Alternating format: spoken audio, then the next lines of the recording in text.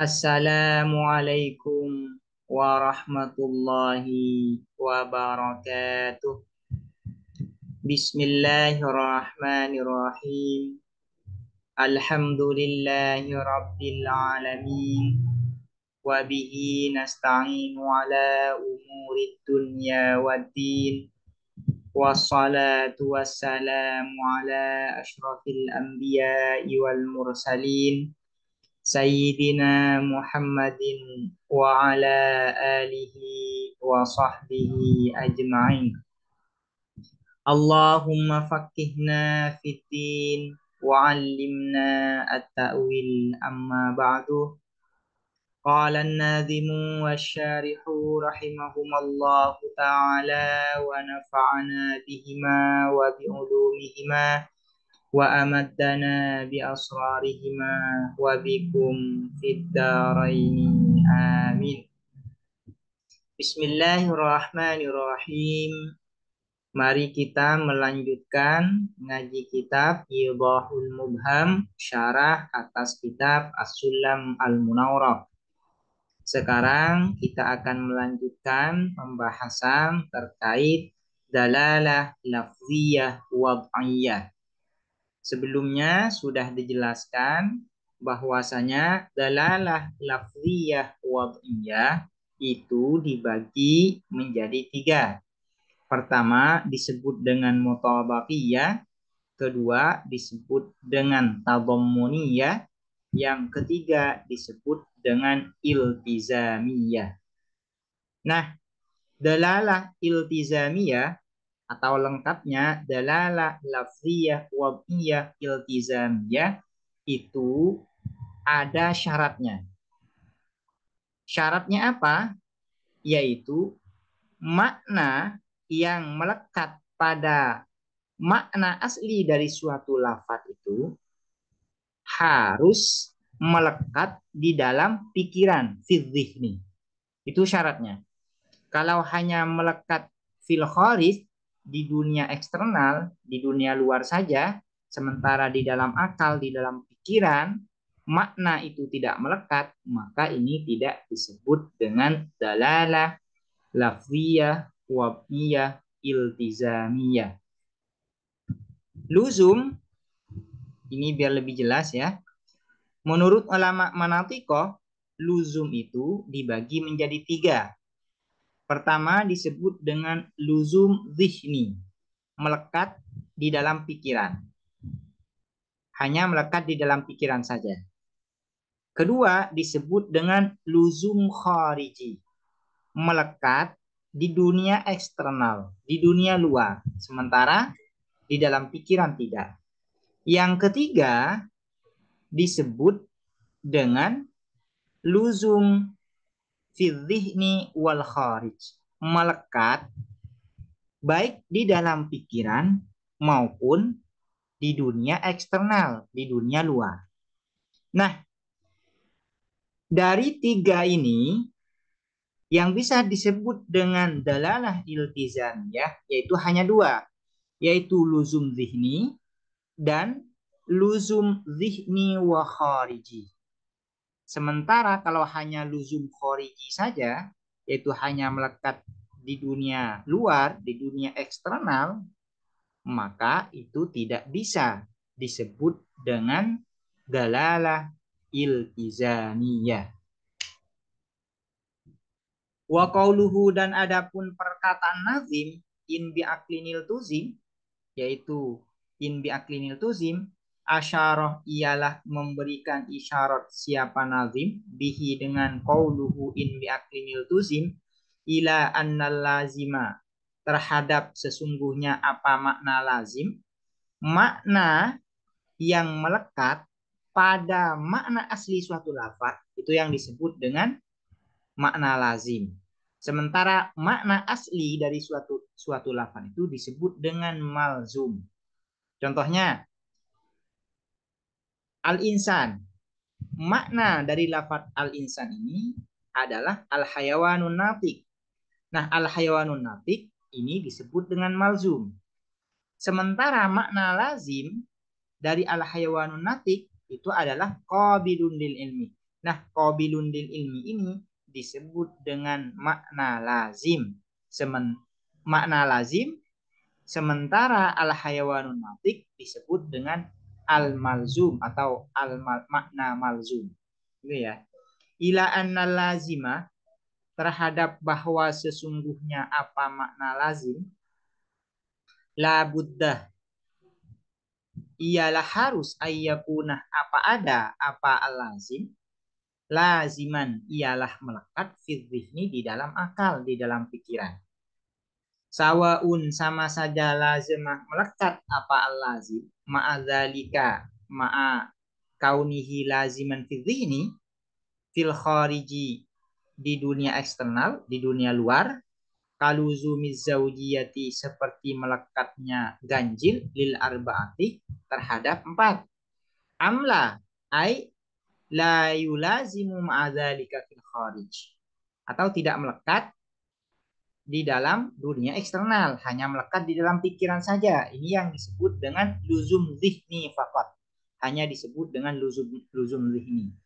Kaluzumil basori, seperti melekatnya basar, melihat, lil ama, terhadap makna ama, terhadap makna ama. Ama ini artinya buta, adamul basar, tidak memiliki penglihatan. Nah, yang yang bisa disebut dengan dalalah iltizamiyah yaitu hanya 2.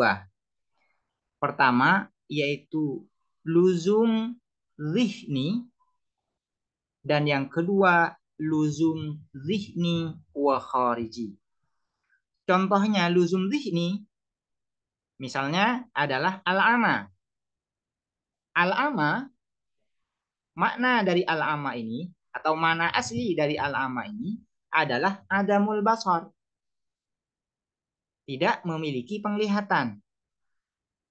Sementara makna lazim dari makna al-ama ini, lafaz al-ama ini adalah al-basar, ya. Al-basar, melihat, ya. Melihat.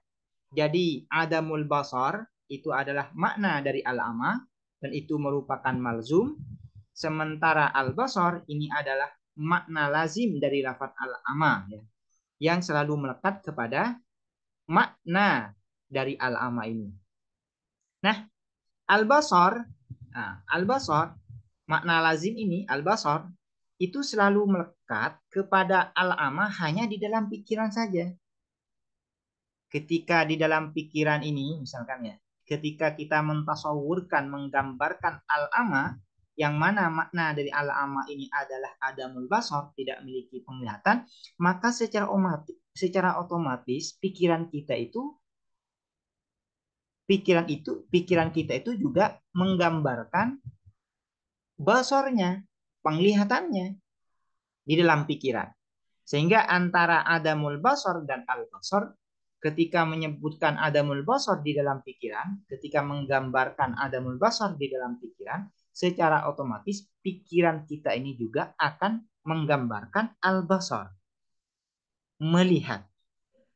Nah, ini hanya luzum antara adamul basar dan al-basar hanya terjadi di dalam pikiran saja.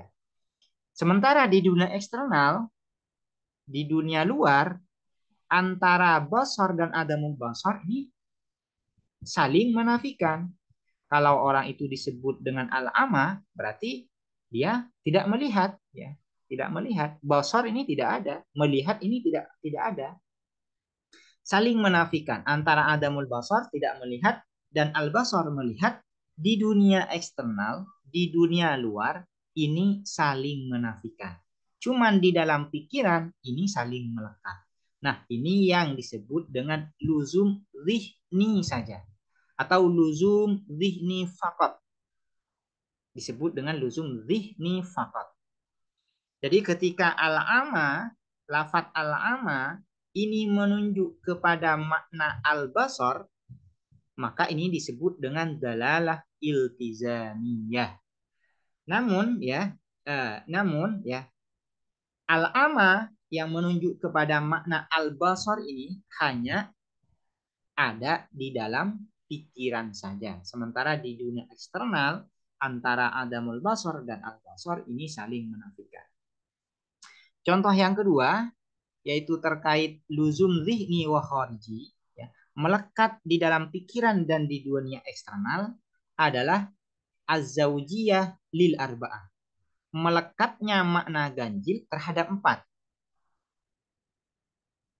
Di dalam pikiran ketika menyebut 4, maka secara otomatis akan menyebut ganjil di dalam pikiran. Ketika kita menggambarkan makna 4, maka secara otomatis kita juga akan menggambarkan makna ganjil di dalam pikiran. Ini disebut dengan luzum zihni. Kemudian di dunia eksternal, fil kharij, di dunia luar, antara 4 dan ganjil ini juga melekat. Ketika ada angka 4 di dunia luar, di dunia eksternal, maka secara otomatis juga makna ganjil melekat kepada 4 itu di dunia eksternal, fil kharij. Sehingga ini disebut dengan luzum zihni wa khariji. Nah, ketika 4 menunjuk kepada makna ganjil, nah ini disebut dengan dalalah iltizamiyah.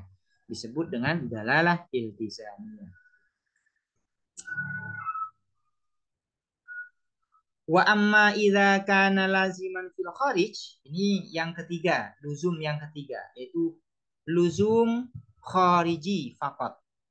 Wa amma idza kana, dan adapun idza kana apabila ada apa al-lazim, laziman ialah melekat fil khariji di dalam dunia luar atau di dunia eksternal faqat saja, kasawadil ghurabi, seperti hitamnya al-ghurab. Al-ghurab ini burung gagak ya. Kasawadil ghurabi, seperti hitamnya al-ghurab. Fala yusamma, maka tidak dinamakan fahmuhu, apa memahami al-lazim. Fahmuhu, apa memahami al-lazim fil kharij, alladzi lazama fil kharij, minal lafzi, dari lafat, dalalatal tizamin, terhadap dalalah iltizam, indal manatikoti, menurut ulama manatikoh. Wa in sumiyah, meskipun dinamakan apa fahmuhu bidzalika, dengan dalalatul iltizam, indal usuliyina, menurut ulama usul. Fal ba'u, maka adapun ba, fi qaulihi, di dalam perkataan nazim, biaklin, yaitu biaklin, bimakna fi, ialah bermakna fi. Kalau hanya luzumnya fil kharij, di dunia eksternal, maka ini tidak bisa disebut dengan dalalah iltizamiyah. Misalnya seperti melekatnya warna hitam pada burung gagak. Ya.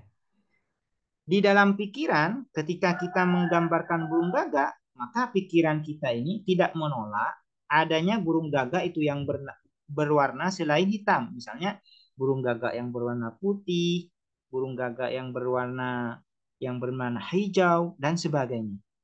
Namun di dunia eksternal, fil kharij, tidak ada burung gagak ini yang berwarna selain hitam. Semuanya selain hitam. Nah, di dunia eksternal, hitam ini selalu melekat kepada burung gagak di dunia eksternal. Nah, ketika al-ghurab, burung gagak ini, ya, al-ghurab menunjuk kepada sawat, kepada hitam, maka ini tidak bisa disebut dengan dalalah iltizamiyah. Kenapa tidak bisa disebut dengan dalalah iltizamiyah? Karena luzumnya fil kharij, melekatnya hitam kepada burung gagak ini hanya ada di dunia eksternal saja, di dunia luar. Sementara di dalam pikiran, ya, di dalam pikiran tidak melekat. Nah, suatu lafaz bisa disebut dengan dalalah iltizamiyah harus melekatnya itu fidzihni, ya, fidzihni di dalam pikiran. Kalau hanya di dunia eksternal saja, maka tidak bisa disebut dengan dalalah iltizamiyah. Ini menurut ulama manatikoh. Cuman menurut ulama usul, nah, tetap dinamakan dalalah iltizamiyah meskipun melekatnya itu hanya di dunia eksternal saja, sementara di pikiran tidak. Wal muradu bil akli, dan adapun yang dimaksud dengan akal, in bi aklinil tuzim, al-zihnu ialah pikiran. Ai al-quwatul mudrikatu, kekuatan, al-mudrikatu yang bisa menangkap, yang bisa mengetahui. Itu yang disebut dengan al-zihnu, al-quwatul mudrikah. Summa inna kullan, kemudian sesungguhnya apa masing-masing, min dalalatit tadammuni, dari dalalah tadammun, wal iltizami dan iltizam, yastalzimu ialah berkonsekuensi apa kullan min dalalatit tadammun wal iltizam, dalalatal mutabaqati terhadap dalalah mutabaqah. Wahia dan adapun dalalatul mutabaqah la tastalzimuhuma, ialah tidak berkonsekuensi apa dalalatul mutabaqah huma terhadap keduanya at-tadammun wal iltizam.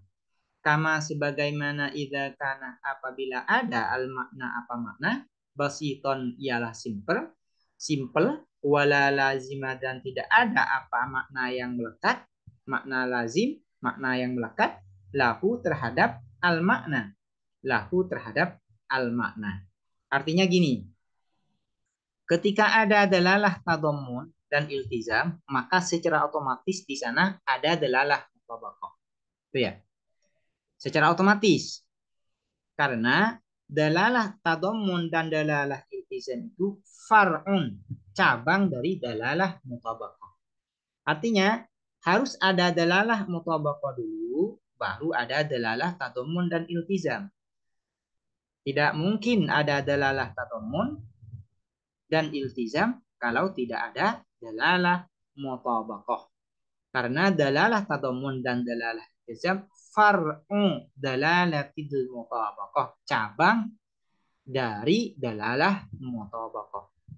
Sementara kalau ada dalalah mutabaqah, kalau ada dalalah mutabaqah, maka tidak berkonsekuensi harus ada dalalah tadammun dan iltizam. Artinya ya, artinya suatu lafaz kadang hanya memiliki dalalah mutabaqah saja dan tidak memiliki dalalah tadammun dan iltizam. Yaitu apabila lafaz itu maknanya simple, tidak tersusun, dan tidak memiliki makna lazim. Nah, lafaz yang seperti ini hanya memiliki dalalah mutabaqah saja dan tidak memiliki dalalah tadammun dan dalalah iltizam. Wa dalalatu tadammuni, dan adapun dalalah tadammun, qad tajtami'u ialah terkadang berkumpul, bergabung atau berhimpun ma'adalalatil iltizami beserta dalalah iltizam. Fima di dalam sesuatu idza kana apabila ada al makna apa makna murakkaban ialah tersusun, walahu dan ialah bagi al makna lazimun dihniyun, adapun makna yang melekat dihniyun yang bersifat dihni, yang bersifat pikiran. Artinya luzumnya adalah luzum dihni di dalam pikiran. Watan faridu dan tersendiri, artinya tersendiri itu ya hanya ada dalalah satu saja, yaitu dalalah tadammun dan tidak ada dalalah iltizam. Watan faridu dan tersendiri dalalah tadammuni apa dalalah tadammun fima di dalam sesuatu idza kana apabila ada al makna apa makna murakkaban ialah tersusun wala lazimalahu wala lazimalahu wala lazimun lahu zihniyun, dan tidak ada apa makna lazim lahu bagi al makna zihniyun yang bersifat zihni, zihniyun yang bersifat zihni. Jadi dalalah tadammun terkadang bersamaan dengan dalalah iltizam. Artinya suatu lafaz memiliki makna dalalah mutabaqah, dalalah tadammun dan dalalah iltizam. Ini ada. Ini ada. Dua-duanya ada, yaitu dalalah tadammun, dalalah iltizam.